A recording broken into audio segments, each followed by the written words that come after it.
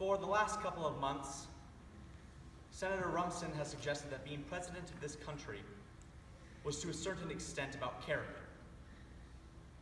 And while I've not been willing to engage in his attacks on me, I have been here. 3 years and 3 days. And I can tell you without hesitation that being president of this country is entirely about character. For the record, yes, I'm a card-carrying member of the ACLU. The more important question is, why aren't you, Bob? Now, this is an organization whose sole purpose is to defend the Bill of Rights. So naturally, this begs the question, why would a senator, his party's most powerful spokesman, and a candidate for president, choose to reject upholding the Constitution? Now, if you can answer that question, folks, well, then you're smarter than I am, because I didn't understand it until a few hours ago. America isn't easy. America is advanced citizenship. You've got to want it bad, because it's going to put up a fight. It's going to say, you want free speech? Well, then let's see you acknowledge a man whose words make your blood boil, who's standing center stage and advocating at the top of his lungs that which you would spend a lifetime opposing at the top of yours. You want to claim this land as the land of the free? Well, then your symbol cannot just be a flag. Your symbol also has to be one of its people, exercising his right to burn said flag in protest. Now show me that. Defend that. Celebrate that in your classrooms.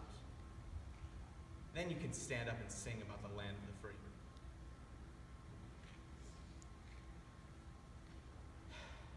Now, I've known Bob Rumson for years, and I've been operating under the assumption that the reason Bob devotes so much time and energy into shouting at the rain is that he simply didn't get it. Well, I was wrong.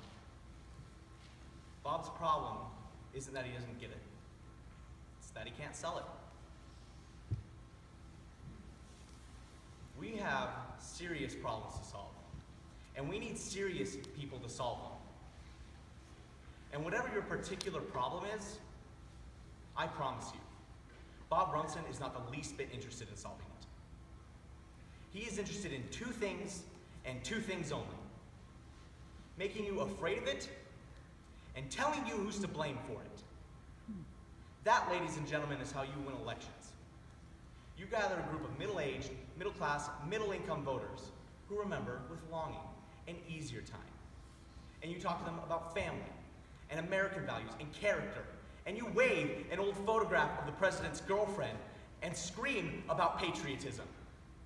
You say she's to blame for their lot in life. And you go on television and you call her a whore. Sidney Ellen Wade has done nothing to you, Bob. She has done nothing but put herself through school, represent the interests of public school teachers, and lobby for the safety of our natural resources. You want a character debate, Bob? Well, then you better stick with me, because Sidney Ellen Wade is way out of your league.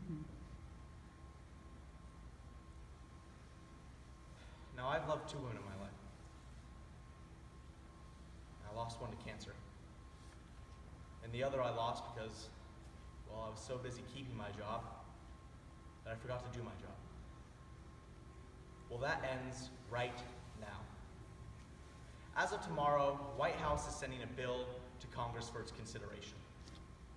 It is White House Resolution 455.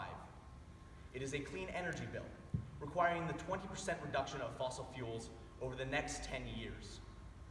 It is by far the most aggressive stride taken in the fight to reverse the effects of global warming. The other piece of legislation is the crime bill. As of today, it no longer exists. I'm throwing it out. I'm throwing it out and making a law that makes sense. Because you cannot address crime prevention without getting rid of assault weapons and handguns. I consider them a threat to national security, and will go door to door if I have to. But I'm going to convince Americans that I am right, and that I am going to get those guns. We need serious people. Bob, and your 15 minutes are up.